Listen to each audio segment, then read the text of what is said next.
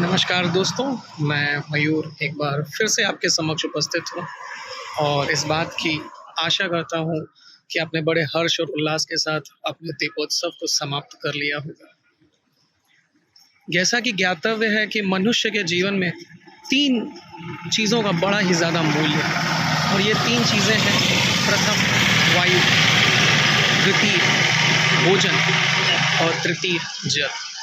और इन तीनों चीज़ों की महत्वता को इस बात से भी आंका जा सकता है कि मनुष्य श्वास लिए बगैर 3 मिनट से ज़्यादा जीवित नहीं रह सकता। मनुष्य भोजन के बगैर 3 माह से ज़्यादा जीवित नहीं रह सकता और मनुष्य जल के बगैर 3 दिनों से ज़्यादा तक जीवित नहीं रह सकता। तो ये तो रही इसके महत्वता की बात।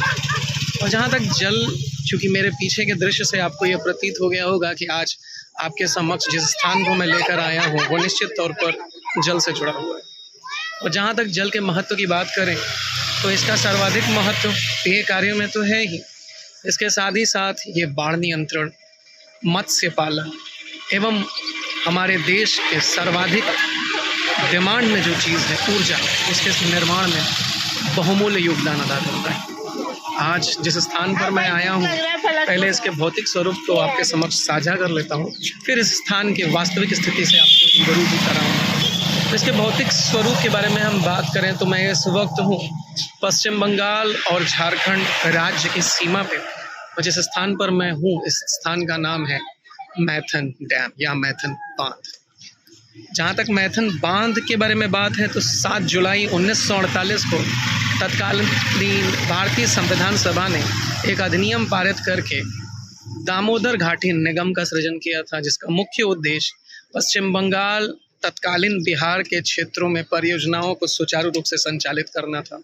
और उसी के अनुक्रम में दामोदर घाटी निगम ने 27 सितंबर 1957 को तत्कालीन भारत के प्रधानमंत्री श्री पंडित जवाहरलाल नेहरू के माध्यम से एक बांध का जो है उद्घाटन करवाया था। उस बांध का नाम है मैथन बांध, जहां मैं अब बैठा हुआ हूँ।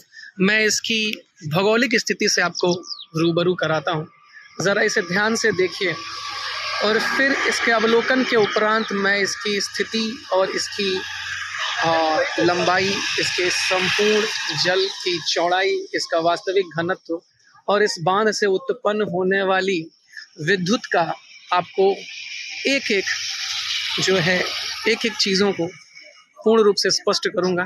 पर पहले इस नज़ारे का अवलोकन करिए, बेहद ही खूबसूरत नज़ारा है।